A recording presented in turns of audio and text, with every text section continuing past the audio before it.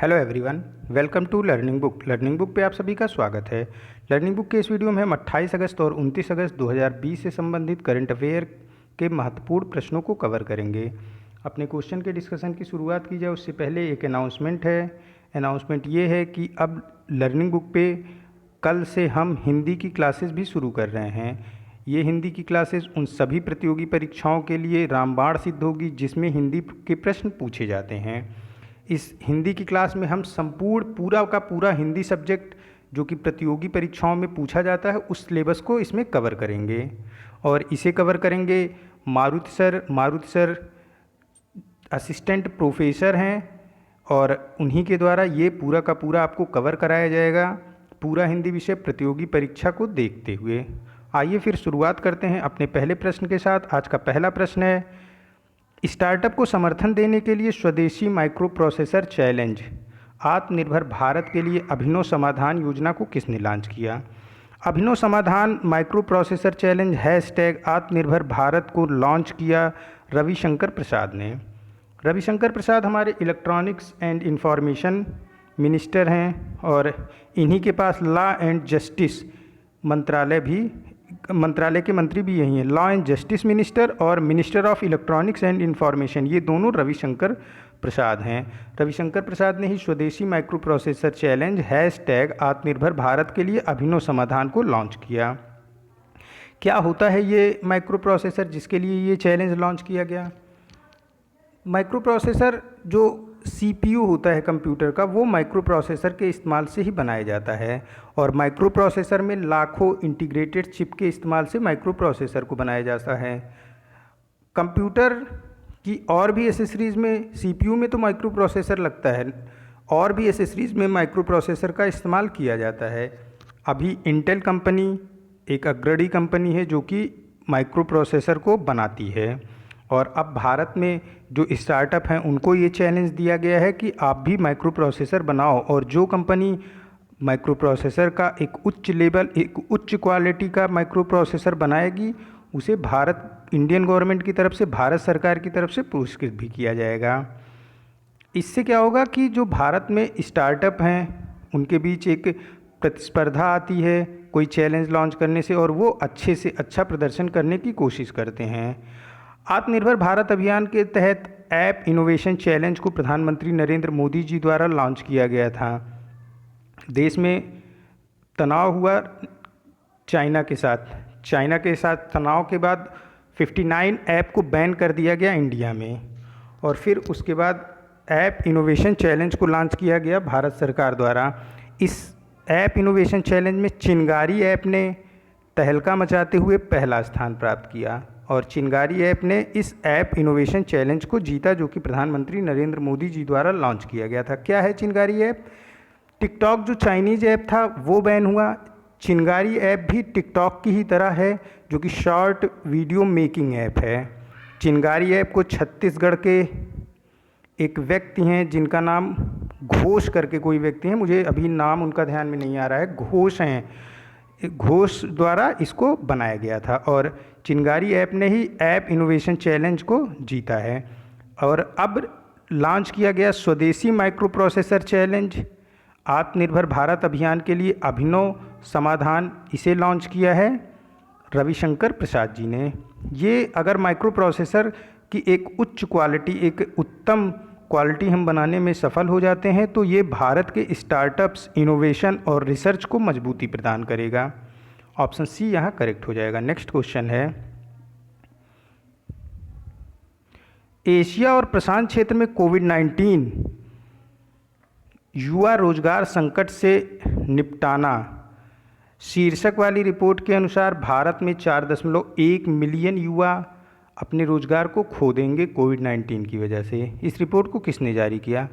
इस रिपोर्ट को जारी किया है इंटरनेशनल लेबर ऑर्गेनाइजेशन के साथ साथ एशियन डेवलपमेंट बैंक ने। दोनों ने मिलकर इस रिपोर्ट को जारी किया और इस रिपोर्ट में उन्होंने बताया कि भारत में लगभग 4.1 मिलियन युवा अपने रोजगार को खो देंगे कोविड-19 पैंडमिक की वजह से।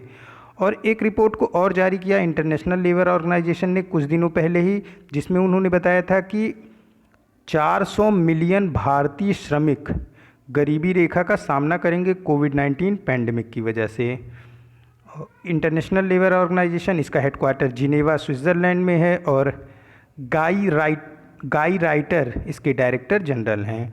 एशियन डेवलपमेंट बैंक के चेयरमैन मत्सुगु अस्कावा हैं और मनीला फिलीपींस में एशियन डेवलपमेंट बैंक का हेडक्वार्टर है। और दोनों ने मिलकर ये रिपोर्ट जारी की जिसका शीर्षक है युवा रोजगार संकट से निपटना।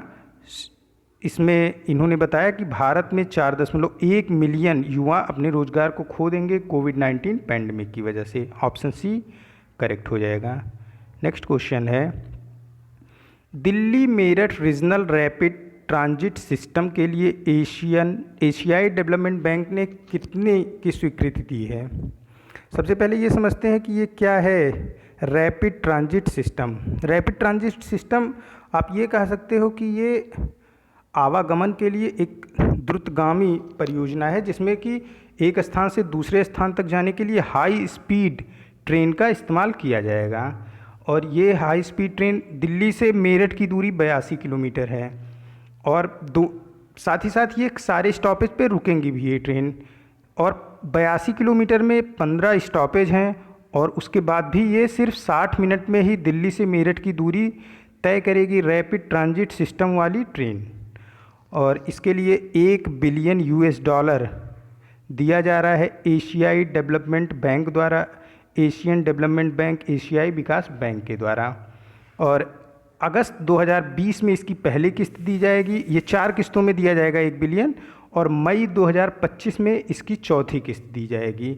मतलब कि 5 सालों में ये 4 किस्त दिए जाएंगे $1 बिलियन के एशियाई डेवलपमेंट बैंक के द्वारा। और एशियाई डेवलपमेंट बैंक ने भारत को $1.5 बिलियन का लोन कोविड-19 सिचुएशन से फाइट करने के लिए भी दिया था। एशियाई डेवलपमेंट बैंक का हेडक्वार्टर मनीला फिलीपींस में है।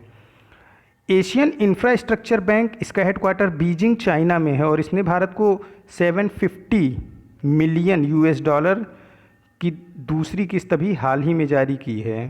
तो $1.5 बिलियन दिया गया एशियाई डेवलपमेंट बैंक के द्वारा और $750 मिलियन दिया गया एशिया इंफ्रास्ट्रक्चर बैंक के द्वारा। एशिया इंफ्रास्ट्रक्चर बैंक का हेडक्वार्टर बीजिंग चाइना में है।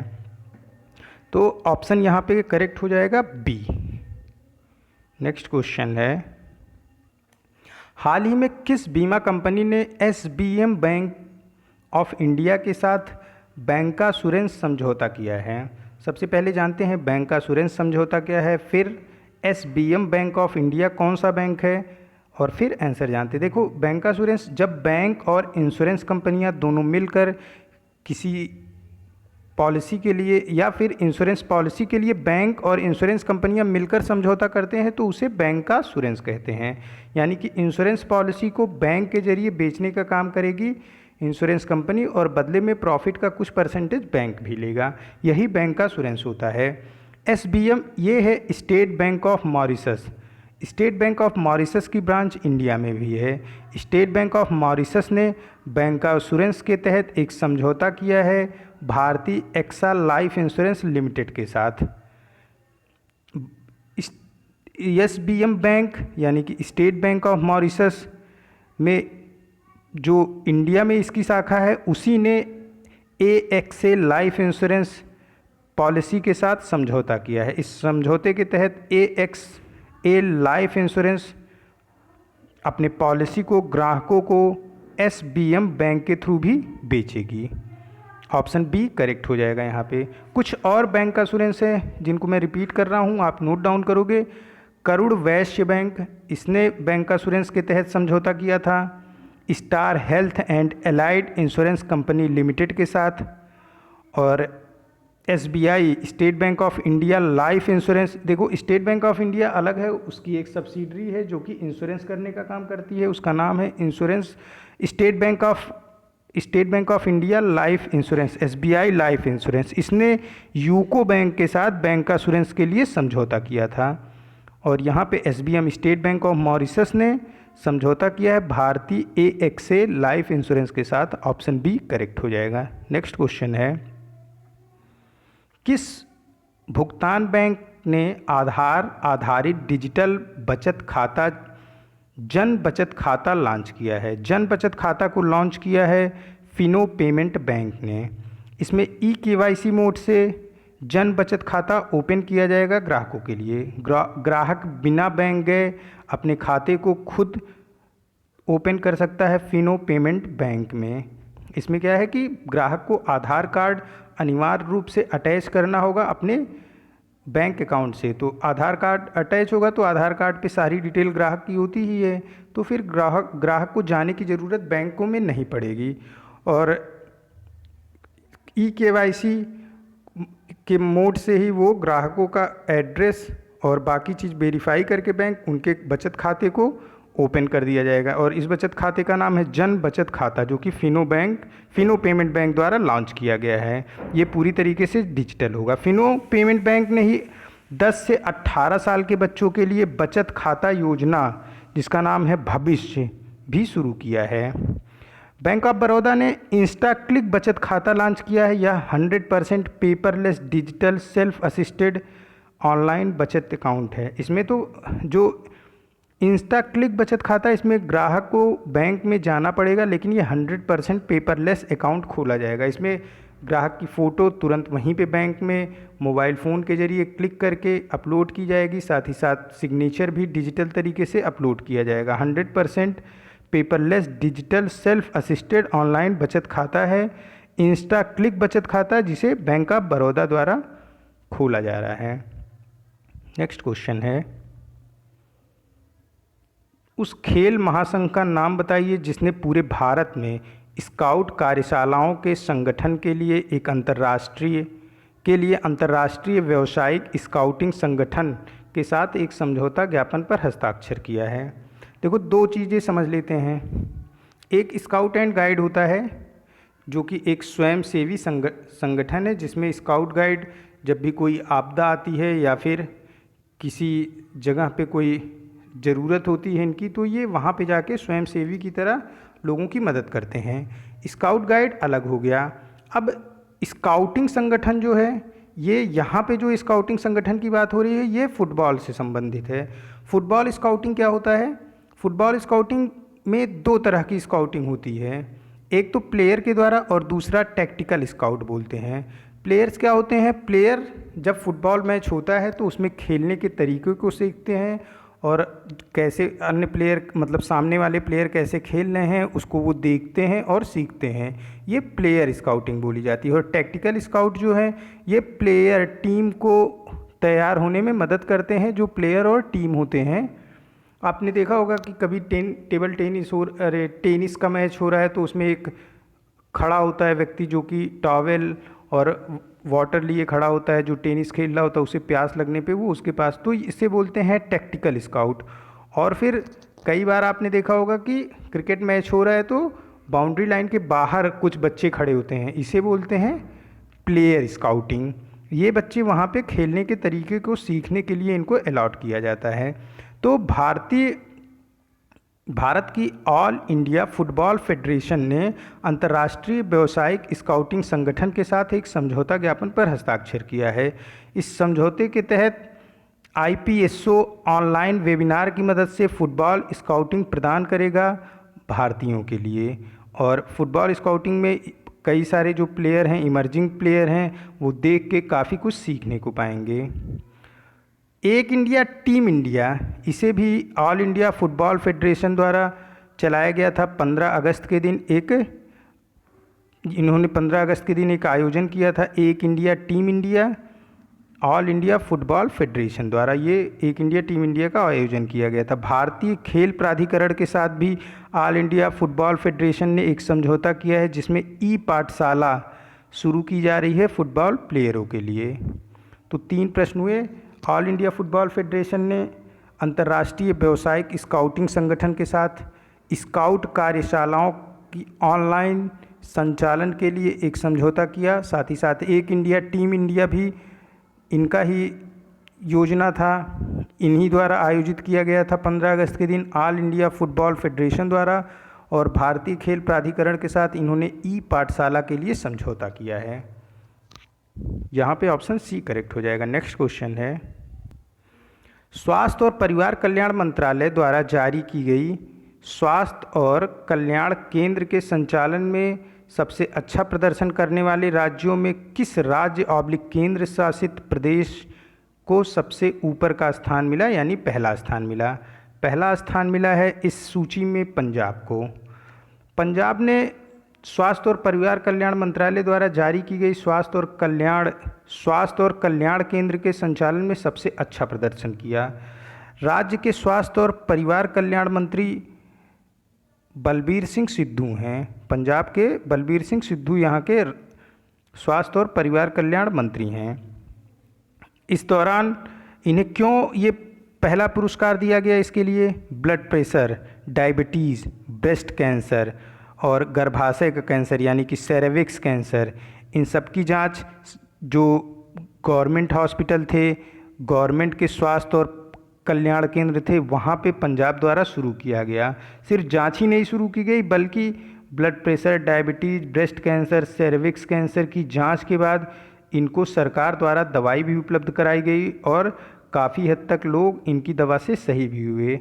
इसीलिए पंजाब सरकार को केंद्र सरकार के स्वास्थ्य और परिवार कल्याण मंत्रालय द्वारा पहला पुरस्कार प्रदान किया गया स्वास्थ्य और कल्याण केंद्र के संचालन में सबसे अच्छा प्रदर्शन करने वाले राज्यों की सूची में। ऑप्शन बी करेक्ट हो जाएगा। नेक्स्ट क्वेश्चन है, रिलायंस रिटेल वेंचर ने हाल ही में किस ऑनलाइन फार्मेसी कंपनी के साथ 100% प्रत्यक्ष स्वामित्व को खरीदा है? रिलायंस ने नेटमेट्स फार्मेसी कंपनी के 100% स्वामित्व को हासिल कर लिया है। नेटमेट्स इसका हेडक्वार्टर चेन्नई तमिलनाडु में है और इसके सीईओ प्रदीप दाधा हैं। रिलायंस रिटेल वेंचर ये सब्सिडरी कंपनी है, सहायक कंपनी है रिलायंस इंडस्ट्रीज़ लिमिटेड की, और इसी ने नेटमेट्स के 100% स्वामित्व को खरीदा है।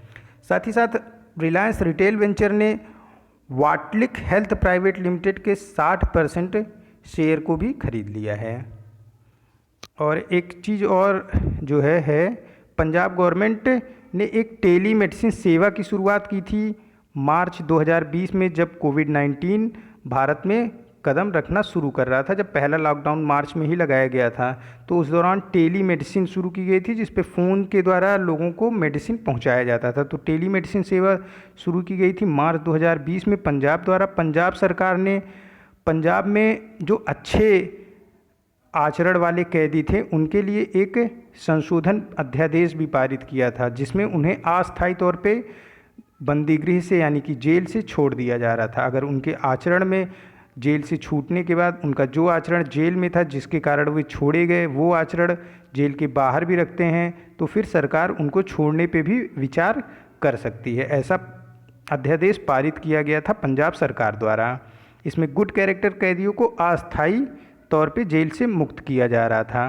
पंजाब के मुख्यमंत्री कैप्टन अमरिंदर सिंह हैं और गवर्नर विजेंद्र पाल सिंह बदनूर हैं। नेक्स्ट क्वेश्चन है, उस संस्थान का नाम बताइए जिसने आयुर्वेद आधारित बायोडिग्रेडेबल फेस मास्क, पवित्रा पति और एंटी माइक्रोबियल बॉडी सूट विकसित किया है, जिसका नाम औषाधा तारा है।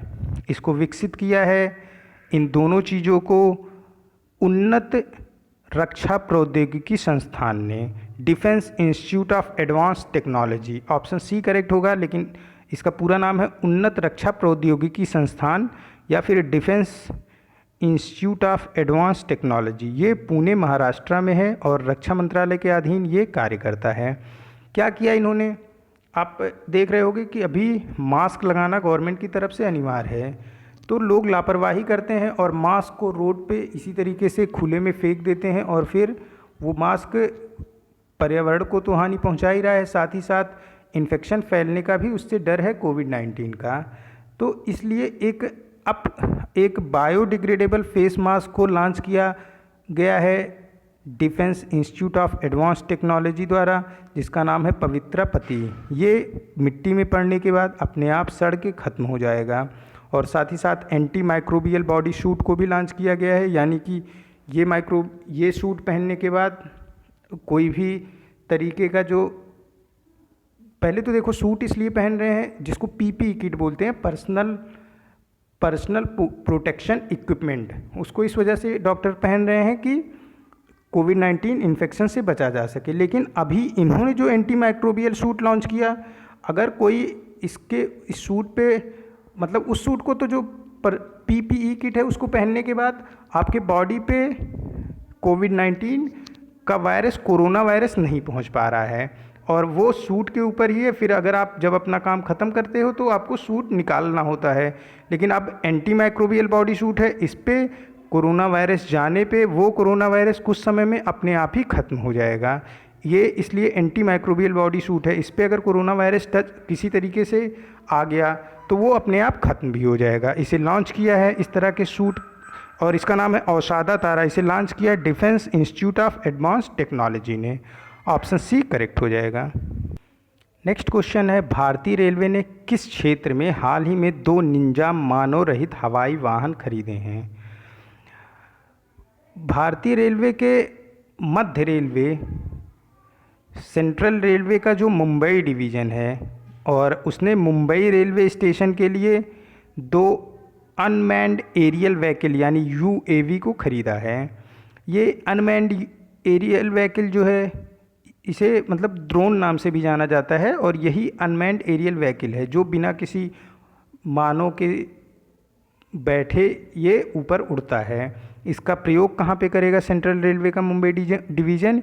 ये स्टेशन, ट्रैक और जो रेलवे यार्ड होते हैं, जो रेलवे के वर्कशॉप होते हैं, और पूरे रेलवे परिसर की सुरक्षा में ये निगरानी करने में मदद करेगा सेंट्रल रेलवे के मुंबई डिवीज़न की। इसी वजह से इसको खरीदा गया है सेंट्रल रेलवे द्वारा, यानी मध्य रेलवे। ऑप्शन ए करेक्ट हो जाएगा। इसमें कई सारे कैमरे लगे होते हैं, और फिर ये डायरेक्ट मॉनिटरिंग की जाती है कंप्यूटर स्क्रीन पे। ये बाहर अपना पूरी तरीके से देखता रहेगा, और कोई इंसान बैठ के कंप्यूटर स्क्रीन पे इसको देखता रहेगा कि कहाँ कौन सी गतिविधि हो रही है। इस तरीके से ये पूरे रेलवे परिसर को, स्टेशन को, ट्रैक को, यार्ड को, वर्कशॉप को एक अतिरिक्त सुरक्षा प्रदान करेगा। किसी भी अवांछित घटना होने से पहले ही लोगों को इसके बारे में पता चल जाएगा। इसे खरीदा है मध्य रेलवे ने, और सेंट्रल रेलवे का मुंबई डिवीज़न पे पहले इसको इस्तेमाल किया जाएगा। ऑप्शन ए करेक्ट हो जाएगा। नेक्स्ट क्वेश्चन है, किस आईआईटी ने दीक्षक नाम से ई कक्षा सॉफ्टवेयर को विकसित किया है? अभी हम देख रहे हैं कि कई सारी आईआईटीज़ हैं जो कि कई सारे स्कूल हैं, सारे के सारे स्कूल हैं जो, मैं क्वेश्चन को फिर से रिपीट कर रहा हूँ, किस आईआईटी ने दीक्षक नाम से ई कक्षा सॉफ्टवेयर को विकसित किया है? अभी इस समय कोविड-19 सिचुएशन की वजह से कॉलेज और स्कूल बंद हैं, और ई क्लास यानी ऑनलाइन क्लास का चलन बढ़ा हुआ है। तो उसी ऑनलाइन क्लास के चलन में दीक्षा नाम से ई कक्षा सॉफ्टवेयर को विकसित किया है आईआईटी। किस आईआईटी ने ये विकसित किया गया है? आईआईटी खड़गपुर द्वारा। इससे क्या होगा कि जो क्लासेस चलाई जा रही हैं वो इस सॉफ्टवेयर की मदद से और बेहतरीन तरीके से चलाई जा सकती हैं। ऑनलाइन क्लासेस अभी चल रही हैं, और कोई यूट्यूब का इस्तेमाल कर रहा है, कोई जियो मीट का इस्तेमाल कर रहा है, कोई स्कूल जूम ऐप का इस्तेमाल कर रहा है, और अब दीक्षक नाम से एक ई क्लास सॉफ्टवेयर को डेवलप कर दिया है आईआईटी खड़गपुर ने। इस सॉफ्टवेयर की मदद से एक उत्कृष्ट क्लास चलाई जा सकती है बच्चों के लिए, जो कि बच्चों को अगर इससे ई क्लास सॉफ्टवेयर की मदद से क्लासेस चलाई जाएंगी तो काफ़ी सुविधापूर्ण तरीके से क्लास चलाने वाला भी इसको चला सकता है, और बच्चे जो देखेंगे उनको भी काफ़ी सुविधा होगी। इन्हीं सबको ध्यान में रखते हुए आईआईटी खड़गपुर ने दीक्षक नाम से सॉफ्टवेयर को लॉन्च किया है। देखिए, ये तो दीक्षक है, लेकिन दीक्षा पोर्टल लॉन्च किया था शिक्षा मंत्रालय ने। दीक्षा पोर्टल किस लिए था? ये शिक्षकों को डिजिटल ट्रेनिंग देने के लिए था दीक्षा पोर्टल, जिस पे शिक्षक कैसे डिजिटल क्लास को लेंगे, क्या क्या सावधानियां बरतनी होंगी, इन सब की ट्रेनिंग दी जाती है दीक्षा पोर्टल पे, जो कि शिक्षा मंत्रालय द्वारा लॉन्च किया गया। हालांकि जब ये लॉन्च किया गया था उस समय शिक्षा मंत्रालय का नाम क्या था? मानव संसाधन विकास मंत्रालय। लेकिन जब नई शिक्षा नीति आई तो उसका नाम परिवर्तित करके शिक्षा मंत्रालय हो गया। शिक्षा मंत्रालय को ने लॉन्च किया दीक्षा पोर्टल शिक्षकों को डिजिटल ट्रेनिंग प्रोवाइड कराने के लिए, और दीक्षक नाम से ई क्लास सॉफ्टवेयर को डेवलप किया है IIT खड़गपुर ने। पिछले क्वेश्चन में एक और चीज़ें देख लेते हैं। अभी हाल ही में हुगली नदी कहाँ पे है? ये वेस्ट बंगाल में, लेकिन हुबली जगह का नाम है, हा बा और ली, हुबली, और वहाँ पे हुगली नदी है वेस्ट बंगाल में, और हुबली जगह का नाम है कर्नाटका में। हुबली में एक लेटेस्ट रेलवे म्यूजियम का उद्घाटन किया गया है। और अगर हम बात करें यूनेस्को की, यूनेस्को विश्व विरासत में दार्जिलिंग हिमालय रेलवे स्टेशन को रखा गया है। यूनेस्को विश्व विरासत में दार्जिलिंग रेलवे स्टेशन को यूनेस्को ने विश्व विरासत में रखा है। तो दो चीज़ें यहाँ पे, और यूनेस्को विश्व विरासत में दार्जिलिंग रेलवे स्टेशन को शामिल किया गया है यूनेस्को द्वारा, साथ ही साथ रेलवे का म्यूजियम का उद्घाटन किया गया है हुबली कर्नाटका में। दीक्षक नाम से ई क्लास सॉफ्टवेयर को विकसित किया है खड़गपुर ने। नेक्स्ट क्वेश्चन है, राष्ट्रीय औषधि मूल्य निर्धारण प्राधिकरण के तत्वाधान में हाल ही में किस राज्य ने एक मूल्य निगरानी और संसाधन इकाई को स्थापित किया है? एक मूल्य निगरानी और संसाधन इकाई को स्थापित किया है कर्नाटक सरकार ने। राष्ट्रीय औषधि मूल्य निर्धारण प्राधिकरण ये कार्य करता है chemical fertiliser and pharmacy ministry के अधीन। इनका काम होता है कि ये जो मूल्य का निर्धारण किया जाता है उस पर निगरानी रखें, दवाओं के दाम को कोई प्राइवेट कंपनी इतना ज़्यादा ना रख सके कि लोगों की पहुंच से बाहर हो। यही काम होता है राष्ट्रीय औषधि मूल्य निर्धारण प्राधिकरण का। अब कर्नाटक सरकार ने राष्ट्रीय औषधि मूल्य निर्धारण प्राधिकरण के तत्वाधान में ही एक राज्य स्तरीय निगरानी और संसाधन इकाई को स्थापित किया है। इसका भी काम होगा मूल्य निगरानी का, और ये कर्नाटक सरकार ने इसको स्थापित किया है। ये किसके अधीन कार्य करेगा? ये राष्ट्रीय औषधि मूल्य निर्धारण प्राधिकरण के अधीन कार्य करेगा। ऑप्शन सी करेक्ट हो जाएगा। नेक्स्ट क्वेश्चन है, डोनाल्ड जे ट्रंप के पूर्व व्यक्तिगत अटॉर्नी की सच्ची कहानियाँ, क्या नाम है इसका? बेवफा डोनाल्ड ट्रंप जे के पूर्व अटॉर्नी की सच्ची कहानियाँ पुस्तक को किसने लिखा है? इस पुस्तक को लिखा है माइकल कोहेन ने। ऑप्शन डी करेक्ट हो जाएगा। माइकल कोहेन ने डोनाल्ड ट्रंप के एक पूर्व अटॉर्नी जनरल हैं, अटॉर्नी है मतलब कि उनके पूर्व आप कह सकते हैं पर्सनल असिस्टेंट हैं, उन्हीं के ऊपर ये कहानी लिखी है माइकल कोहेन ने। ऑप्शन डी करेक्ट हो जाएगा। और इस कहानी का जो शीर्षक है वो है बेवफा राष्ट्रीय डोनाल्ड ट्रंप जे के पूर्व अटॉर्नी जनरल की सच्ची कहानियाँ। ऑप्शन डी करेक्ट हो जाएगा। नेक्स्ट क्वेश्चन है, संयुक्त राष्ट्र का मानवाधिकार दिवस वर्ल्ड ह्यूमैनिटेरियन डे प्रति वर्ष 19 अगस्त को किस वर्ष से मनाया जाता है? इसको मनाया जाता है प्रतिवर्ष 19 अगस्त से वर्ष 2009 से, यानी कि जो 2020 19 अगस्त को वर्ल्ड ह्यूमैनिटेरियन डे मनाया गया, ये 11वां वर्ल्ड ह्यूमैनिटेरियन डे था। और इस वर्ष का जो वर्ल्ड ह्यूमैनिटेरियन डे था ये कोविड-19 के फ्रंट लाइन वॉरियर्स को समर्पित था। डॉक्टर्स को, हेल्थ वर्कर्स को, पुलिसमैन को, बैंकर्स को, जो कि कोविड-19 के दौरान भी कार्य कर रहे हैं। और एक हैशटैग भी इस दिन चलाया गया, रियल लाइफ हीरोज़। और यूनाइटेड नेशन जनरल असेंबली द्वारा ये प्रतिवर्ष 19 अगस्त को मनाया जाता है। 2009 से इसकी शुरुआत की गई। यूनाइटेड नेशन जनरल असेंबली का हेडक्वार्टर न्यूयॉर्क USA में है और तिजानी मोहम्मद बंदे इसके अध्यक्ष हैं। ऑप्शन सी करेक्ट हो जाएगा। नेक्स्ट क्वेश्चन है, विश्व फोटोग्राफी दिवस प्रतिवर्ष कब मनाया जाता है? देखिए, विश्व फोटोग्राफी दिवस और वर्ल्ड ह्यूमैनिटेरियन डे दोनों एक ही दिन मनाया जाता है, 19 अगस्त को ही। विश्व फोटोग्राफी दिवस का उद्देश्य है कि दुनिया भर के फोटोग्राफर्स अपनी एक एक फ़ोटो भेजें और फिर उसमें से कुछ उत्कृष्ट फ़ोटो को साझा किया जाएगा पूरे विश्व के सामने। और इस वर्ष 270 फोटोग्राफरों की फ़ोटो को शामिल किया गया विश्व फोटोग्राफी दिवस में। 270 फोटोग्राफर्स की फ़ोटो को इस वर्ष शामिल किया गया था विश्व फोटोग्राफी दिवस में, और 19 अगस्त को प्रतिवर्ष ये मनाया जाता है। ऑप्शन ए इसका करेक्ट हो जाएगा। नेक्स्ट क्वेश्चन है, दक्षिण अफ्रीका से विनिमय कार्यक्रम के तहत किस जानवर को लाया गया है? दक्षिण अफ्रीका से विनिमय कार्यक्रम के तहत जिस जानवर को लाया गया है वो जानवर है अफ्रीकी चीता। इसमें 1 मेल और 2 फीमेल को लाया गया है दक्षिण अफ्रीका से और इसे मैसूर चिड़ियाघर में रखा गया है। अफ्रीकी चीता, ऑप्शन सी करेक्ट हो जाएगा। ये विनिमय कार्यक्रम क्या है? यानी कि हम कोई सामान उनसे लेते हैं तो उसके बदले उन्हें हमें कुछ देना होगा, या तो कोई सामान या फिर उसके बदले उतना पैसा, यही होता है विनिमय कार्यक्रम। तो दक्षिण अफ्रीका से विनिमय कार्यक्रम के तहत लाया गया अफ्रीकी चीता, और इसमें कुल 3 चीते लाए गए, 1 मेल और 2 फीमेल को, इनको रखा गया है मैसूर चिड़ियाघर में। ऑप्शन सी करेक्ट हो जाएगा। नेक्स्ट क्वेश्चन है, राष्ट्रीय कैंसर रजिस्ट्री कार्यक्रम 2020 की रिपोर्ट के अनुसार भारत में कैंसर 2020 में 13.9 लाख से बढ़कर 2025 में 15.7 लाख हो सकता है। यह report ICMR, Indian council of medical research के किस संस्थान द्वारा जारी करी गई? यह रिपोर्ट जारी करी गई है national centre for disease information and research, रोग सूचना और अनुसंधान राष्ट्रीय केंद्र द्वारा इसे जारी किया गया। ऑप्शन बी करेक्ट हो जाएगा, रोग सूचना और अनुसंधान राष्ट्रीय केंद्र द्वारा इसे जारी किया गया।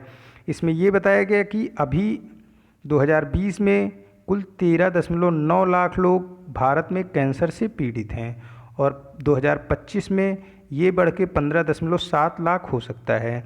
कैंसर होने का मुख्य कारण इसमें बताया गया ये तंबाकू है भारत में। और वर्ल्ड कैंसर डे मनाया जाता है प्रतिवर्ष 4 फरवरी को। ऑप्शन बी यहाँ पे करेक्ट हो जाएगा। और वर्ल्ड कैंसर डे पूरे विश्व में मनाया जाता है 4 फरवरी को। नेक्स्ट क्वेश्चन है, केंद्रीय मंत्रिमंडल ने हाल में ही राष्ट्रीय भर्ती एजेंसी नेशनल रिक्रूटमेंट एजेंसी की स्थापना के प्रस्ताव को मंजूरी दी है। नेशनल रिक्रूटमेंट एजेंसी किस अधिनियम के तहत पंजीकृत किया जाएगा? नेशनल रिक्रूटमेंट एजेंसी को पंजीकृत किया जाएगा सोसाइटी पंजीकरण अधिनियम 1860 के तहत। ऑप्शन बी करेक्ट हो जाएगा। देखते हैं क्या है ये national recruitment agency. National recruitment agency ये एक सिंगल बॉडी है जो कि गवर्नमेंट ऑफ इंडिया द्वारा बनाई जा रही है। इसका क्या काम होगा? अभी क्या है कि जैसे जो देखिए, ये पहले तो ये जान लेते हैं कि ये सिर्फ सेंट्रल गवर्नमेंट के लिए काम करेगी। अभी क्या है, सेंट्रल गवर्नमेंट की जो वैकेंसीज़ आती हैं उनको फिल करने के लिए अलग अलग बॉडी हैं, जैसे SSC, RRBs और IBPS। ये तीनों अपने एग्ज़ाम अलग अलग कंडक्ट कराते हैं। लेकिन अब प्रीलिमिनरी लेवल का जो एग्ज़ाम होगा उसे कंडक्ट कराएगा नेशनल रिक्रूटमेंट एजेंसी। ये सिंगल बॉडी होगी और इसका काम होगा प्री लेवल का सिर्फ एग्ज़ाम कंडक्ट कराना। तो क्या होगा फिर, SSC, RRBs और IBPS ख़त्म कर दिए जाएंगे? जी नहीं, बिल्कुल ऐसा नहीं है। SSC, RRBs और IBPS दोनों रहेंगे, लेकिन ये मेंस लेवल का एग्ज़ाम कंडक्ट कराएंगे। नंबर पूरे जंक जितने होंगे किसी भी एग्ज़ाम को देने के लिए वो प्री में छट जाएंगे। फिर मेंस लेवल में एक क्वालिटी ऑफ स्टूडेंट पहुंचेगा और उसको कराने का काम SSC, RRBs और IBPS अपना खुद करेगा। और national recruitment agency common eligibility test CET नाम से ग्रुप B और ग्रुप C के लिए ही सिर्फ प्री एग्ज़ाम को कंडक्ट कराएगा और मेंस एग्ज़ाम के लिए संबंधित एजेंसी SSC, RRBs, IBPS अपना मेंस का एग्ज़ाम खुद से लेंगे। पूरे साल में ये 3 बार एग्ज़ाम कंडक्ट कराया जाएगा, लेकिन सभी कैटेगरीज़ के लिए सिर्फ एक बार। कैसे? क्लास 10th के लिए एक बार, जो जैसे ग्रुप D का एग्ज़ाम होता है RRBs में, तो उसका जो प्री एग्ज़ाम होगा वो एक बार कंडक्ट होगा साल में। क्लास 12th के लिए SSC का जो एक एग्ज़ाम होता है क्लास 12th लेवल का, वो भी पूरे साल में उसका प्री लेवल का CET कंडक्ट होगा एक बार में। और SSC का ही जो ग्रेजुएट लेवल का SSC CGL होता है वो कब होगा? वो भी पूरे साल में एक बार कंडक्ट होगा। यानी कि प्री 3 एग्ज़ाम कंडक्ट कराए जाएंगे, तीनों अलग अलग कैटेगरी के। क्लास 10th की कैटेगरी का प्री अलग, 12th की कैटेगरी का प्री अलग और ग्रेजुएशन की कैटेगरी का प्री अलग। फिर यहाँ से जो CET पास करेगा स्टूडेंट, उसे संबंधित, जैसे आप SSC के लिए CET दिए तो अब आप क्लास 10th लेवल का जो भी वैकेंसी जाएंगी वो आरआरबीज़ में आए, एसएससी में आए या फिर आईबीपीएस में आए, आप तीनों के लिए मेंस के लिए एलिजिबल हो जाओगे। और इसे पंजीकृत किया जा रहा है, नेशनल रिक्रूटमेंट एजेंसी को पंजीकृत किया जा रहा है सोसाइटी पंजीकरण अधिनियम 1860 के तहत। और किस अनुच्छेद के तहत ह्यूमन डेवलपमेंट रिसोर्स मानव संसाधन विकास मंत्रालय का नाम परिवर्तित करके शिक्षा मंत्रालय किया गया? संविधान के अनुच्छेद 77 के तहत मानव संसाधन विकास मंत्रालय का नाम परिवर्तित करके शिक्षा मंत्रालय किया गया था। यहाँ पे ऑप्शन बी करेक्ट हो जाएगा। नेक्स्ट क्वेश्चन है, कैबिनेट ने अडानी इंटरप्राइजेस को निजी सार्वजनिक भागीदारी के तहत पीपीपी मॉडल के तहत एएआई के कितने हवाई अड्डों को किराए पर देने के लिए मंजूरी प्रदान कर दी गई है? कुल 3 हवाई अड्डों को पीपीपी मॉडल के तहत किराए पर दिया जाएगा अडानी इंटरप्राइजेस को। इसमें जयपुर, गुवाहाटी और तिरुवनंतपुरम का हवाई अड्डा है। अडानी इंटरप्राइजेस लिमिटेड, ये इसके जो चेयरमैन हैं वो गौतम अडानी हैं और इसका हेडक्वार्टर अहमदाबाद गुजरात में है। ऑप्शन डी यहाँ पे करेक्ट हो जाएगा।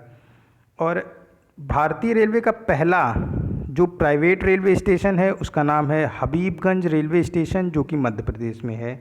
भारतीय रेलवे एक क्रमबद्ध तरीके से फाइनेंशियल ईयर 2026-27 तक कुल 151 ट्रेनों को प्राइवेट करने के लिए एक शेड्यूल को जारी कर दिया गया है, जिसमें जो पहले स्टेप की ट्रेनें प्राइवेट होंगी उनमें 15 ट्रेनें प्राइवेट की जाएंगी, जो कि प्राइवेट की जाएंगी। पहले खेप में 12 ट्रेनें प्राइवेट की जाएंगी, जो कि 2022 और 23 फाइनेंशियल ईयर में की जाएंगी। फिर नेक्स्ट फाइनेंशियल ईयर 2023-24 में 45 ट्रेनें फिर से की जाएंगी प्राइवेट, और फिर उसके नेक्स्ट ईयर में की जाएंगी कुल 50 ट्रेनों को, 25-26 में 50 ट्रेनों को प्राइवेट किया जाएगा। और फिर नेक्स्ट फाइनेंशियल ईयर में यानी कि 26-27 में कुल 44 ट्रेनों को प्राइवेट किया जाएगा। इस तरीके से 2027 तक कुल 151 ट्रेनें क्रमबद्ध तरीके से प्राइवेट कर दी जाएंगी भारतीय रेलवे की। और 3 हवाई अड्डों को मंजूरी दी गई है पीपीई के तहत किराए पर देने के लिए अडानी इंटरप्राइजेस को। ये तीनों हैं जयपुर, गुवाहाटी और तिरुवनंतपुरम। ऑप्शन डी करेक्ट हो जाएगा। नेक्स्ट क्वेश्चन है, नई उड़ान योजना किस मंत्रालय द्वारा शुरू की गई है? नई उड़ान योजना को शुरू किया गया है अल्पसंख्यक मामलों के मंत्रालय द्वारा। क्या है ये नई उड़ान योजना? नई उड़ान योजना में जो अल्पसंख्यक छात्र हैं, जब वो पास आउट हो जाएंगे किसी भी एग्ज़ाम का तो उनको मेंस लेवल की परीक्षा के लिए वित्तीय सहायता प्रदान की जाएगी नई उड़ान योजना के तहत। जैसे एसएससी का कोई प्री पास किया या फिर यूपीएससी का प्री पास करता है या फिर आईबीपीएस का पास कर जाता है। अभी तो एक न्यू रिक्रूटमेंट एजेंसी हो गई है जो सीईटी लेगा, तो जो भी सीईटी पास कर जाएगा उसे अल्पसंख्यक मामलों के मंत्रालय से वित्तीय सहायता प्रदान की जाएगी नई उड़ान योजना के तहत। और मेंस लेवल की परीक्षा की तैयारी के लिए ये नई उड़ान योजना शुरू की गई है अल्पसंख्यक छात्रों के लिए। ऑप्शन डी करेक्ट हो जाएगा। अल्पसंख्यक मामलों के मंत्रालय ने नई उड़ान योजना को शुरू किया है मेंस लेवल की परीक्षा की तैयारी के लिए। इसमें राज्य लोक सेवा आयोग का भी जो प्री पास करेंगे उनको भी ये योजना का लाभ मिलेगा। नेक्स्ट क्वेश्चन है, ऑप्शन डी यहाँ पे करेक्ट हो जाएगा। National payment corporation of India NPCI ने हाल ही में सहायक एनपीसीआई इंटरनेशनल पेमेंट लिमिटेड को लॉन्च किया है। देखिए, national payment corporation of India ने अपनी एक सब्सिडरी लॉन्च की है जिसका नाम है इंटरनेशनल पेमेंट लिमिटेड। क्वेश्चन ये है, इंटरनेशनल पेमेंट लिमिटेड का सीईओ कौन है? इंटरनेशनल पेमेंट लिमिटेड के नए सीईओ हैं। नए सीईओ क्या, ये पहले सीईओ हैं इंटरनेशनल पेमेंट लिमिटेड के, ये हैं Ritesh Shukla. Option A correct हो जाएगा, क्योंकि अभी national payment corporation of India ने national payment corporation of India का इंटरनेशनल पेमेंट लिमिटेड को लॉन्च किया है और इसके पहले सीईओ हैं Ritesh Shukla. Option A correct हो जाएगा। नेक्स्ट क्वेश्चन है, लक्ष्मी विलास बैंक ने हाल ही में एक संपर्क रहित डिजिटल पहल लक्ष्मी डिजिगो को लॉन्च किया है। लक्ष्मी विलास बैंक का मुख्यालय कहाँ पर स्थित है? लक्ष्मी विलास बैंक का मुख्यालय स्थित है चेन्नई, तमिलनाडु में। ऑप्शन सी करेक्ट हो जाएगा। लक्ष्मी विकास बैंक ने लक्ष्मी डिजिगो को लॉन्च किया है। इसके तहत instant account opening facility provide कराई जाएगी ग्राहकों को इंस्टेंट अकाउंट ओपनिंग फैसिलिटी के साथ ही साथ अन्य वैकल्पिक सेवा को भी दिया जाएगा लक्ष्मी डिजिगो में। और इस अन्य वैकल्पिक सेवा में इंटरनेट और मोबाइल बैंकिंग प्रोवाइड की जाएगी। आप इस लक्ष्मी डिजिगो के तहत लक्ष्मी विलास बैंक तुरंत ही अकाउंट ओपनिंग करने की फैसिलिटी दे रहा है ग्राहकों को। इंस्टा फ्लेक्सी कैश ये किसका है? ये आईसीआईसीआई बैंक का है। साथ ही साथ अपने ग्राहकों को जानो एक अभियान चलाया किसने? महिंद्रा कोटक बैंक ने। और इसमें क्या था कि वीडियो कॉलिंग के थ्रू अपने ग्राहकों से बात करके उनको जानो और पहचानो अभियान चलाया था कोटक महिंद्रा बैंक ने। इंस्टा फ्लेक्सी कैश है ये आईसीआईसीआई बैंक का है। लक्ष्मी डिजिगो ये लक्ष्मी विलास बैंक का है। लक्ष्मी विलास बैंक का हेडक्वार्टर चेन्नई, तमिलनाडु में है और इसके सीईओ एस सुंदर हैं। नेक्स्ट क्वेश्चन है, किस संगठन ने कच्चे जूट के उत्पादन और उत्पादकता में सुधार के लिए जूट कॉरपोरेशन ऑफ इंडिया के साथ समझौता ज्ञापन पर हस्ताक्षर किया है? जूट के उत्पादन और उत्पादकता में सुधार के लिए जूट कॉरपोरेशन ऑफ इंडिया ने एक समझौता किया है राष्ट्रीय बीज निगम के साथ। ऑप्शन डी करेक्ट हो जाएगा। राष्ट्रीय बीज निगम है, ना कि राष्ट्रीय बीज भंडारण प्रयोगशाला। राष्ट्रीय बीज निगम के साथ जूट कॉरपोरेशन ऑफ इंडिया ने कच्चे जूट की उत्पादकता और उत्पादन में सुधार के लिए एक समझौता किया है। और हमारे इस समझौते पर सिग्नेचर किया है हमारे कृषि मंत्री नरेंद्र सिंह तोमर ने और हमारी कपड़ा मंत्री स्मृति जुबी ईरानी ने। इन दोनों ने इस समझौते पर हस्ताक्षर किया है। ऑप्शन डी करेक्ट हो जाएगा। नेक्स्ट क्वेश्चन है, फ्रांसिस्को आसू को हाल ही में इक्वेटोरियल गिनी के प्रधानमंत्री के रूप में नियुक्त किया गया है। इक्वेटोरियल गिनी की राजधानी क्या है? इक्वेटोरियल गिनी ये सेंट्रल अफ्रीका का देश है और यहाँ की राजधानी मलाबो है। ऑप्शन डी करेक्ट हो जाएगा। नेक्स्ट क्वेश्चन है, हाल ही में किस देश के प्रधानमंत्री ने खुद के स्वास्थ्य कार्डों के चलते इस्तीफा दे दिया है? ये हैं जापान के प्रधानमंत्री। जापान के प्रधानमंत्री का स्वास्थ्य इस समय खराब चल रहा था और इसी वजह से इन्होंने अपने पद से इस्तीफा दे दिया है। ऑप्शन ए करेक्ट हो जाएगा। जापान में इस समय रीवा युग चल रहा है। देखो, जापान में एक परंपरा है कि जब वहाँ पे राजा चेंज किया जाता है तो युग परिवर्तित हो जाता है। जापान के राजा परिवर्तित हुए 2019 मई में। 2019 मई से जापान में रीवा युग चल रहा है और वहाँ के जो नए राजा हैं उनका नाम है नारुहितो। नारुहितो के पिता आकिहितो उससे पहले राजा थे जापान के। और उस समय कौन सा युग चल रहा था? हिसेई युग। जापान में जब राजा परिवर्तित होता है तो युग का नाम परिवर्तित कर दिया जाता है, युग एक दूसरे युग का नाम रख दिया जाता है। तो जब राजा थे आकिहितो तो युग चल रहा था हिसेई युग और इस समय राजा हैं जापान के नारुहितो तो युग चल रहा है रीवा युग। और जापान के प्रधानमंत्री ने ही खुद के स्वास्थ्य कार्डों के चलते इस्तीफा दे दिया है। ऑप्शन ए यहाँ पे करेक्ट हो जाएगा। नेक्स्ट क्वेश्चन है, उपराष्ट्रपति वेंकैया नायडू द्वारा जारी इनोवेशन अचीवमेंट 2020 पर अटल रैंकिंग में राष्ट्रीय महत्व के किस संस्था ने शीर्ष स्थान प्राप्त किया? आईआईटी मद्रास ने शीर्ष स्थान प्राप्त किया है इनोवेशन अचीवमेंट 2020 पर अटल रैंकिंग में राष्ट्रीय महत्व के संस्थानों में। और इस लिस्ट में दूसरा नाम है आईआईटी बॉम्बे का और तीसरा नाम है आईआईटी दिल्ली का। तो शीर्ष स्थान किसने प्राप्त किया है? आईआईटी मद्रास ने। ये चेन्नई तमिलनाडु में है, वहीं पे है आईआईटी मद्रास। और इसने जो एक इनोवेशन अचीवमेंट 2020 पर अटल रैंकिंग जारी की गई जिसे जारी किया उपराष्ट्रपति वेंकैया नायडू ने और आईआईटी मद्रास ने उसमें पहला स्थान प्राप्त किया। दूसरा आईआईटी बॉम्बे और तीसरा आईआईटी दिल्ली ने। नेक्स्ट क्वेश्चन है, किस आईआईटी ने मानकीकरण और अनुरूपता मूल्यांकन में सहयोग करने के लिए भारतीय मानक ब्यूरो ऑफ इंडियन स्टैंडर्ड के साथ एक समझौता ज्ञापन पर हस्ताक्षर किया है? ब्यूरो ऑफ इंडियन स्टैंडर्ड के साथ समझौता ज्ञापन पर हस्ताक्षर किया है आईआईटी रुड़की ने। आईआईटी रुड़की ने ब्यूरो ऑफ इंडियन स्टैंडर्ड के साथ समझौता ज्ञापन पर हस्ताक्षर किया। जो ब्यूरो ऑफ इंडियन स्टैंडर्ड है, ये इसका क्या काम है? ये भारतीय मानकों के ब्यूरो उत्पादन का मानकीकरण करता है, साथ ही साथ उनका चिन्हांकन करता है और गुणवत्ता प्रमाणित करने का कार्य करता है। आपने देखा होगा कि कई बार लोगो लगा होता है कई सारे सामानों पर जिस पे BIS bureau of Indian standard का लोगो लगा होता है, यानी वो पूरी तरीके से प्रमाणित सामान होता है। वो खाने वाला सामान हो सकता है या फिर आप रॉ मटेरियल हो सकता है, जैसे गेहूँ पैक जो आते हैं, चावल जो पैक आते हैं, इन सबको ब्यूरो ऑफ इंडियन स्टैंडर्ड द्वारा एक मानक प्रदान किया जाता है। एक उनको स्टैंडर्ड, अगर वो उसके ब्यूरो ऑफ इंडियन स्टैंडर्ड का जो मानक है उस पर खरे उतरते हैं तो उनको एक लोगो प्रदान किया जाता है। और अब इसी में ब्यूरो ऑफ इंडियन स्टैंडर्ड की मदद करेगा आईआईटी रुड़की इन सारे कामों में, यानी कि जो काम मानकीकरण का है, चिन्हीकरण का है, गुणवत्ता प्रमाणित करने का है काम ब्यूरो ऑफ इंडियन स्टैंडर्ड का, इन सारे कामों में मदद करेगा IIT Roorkee bureau of Indian standard का।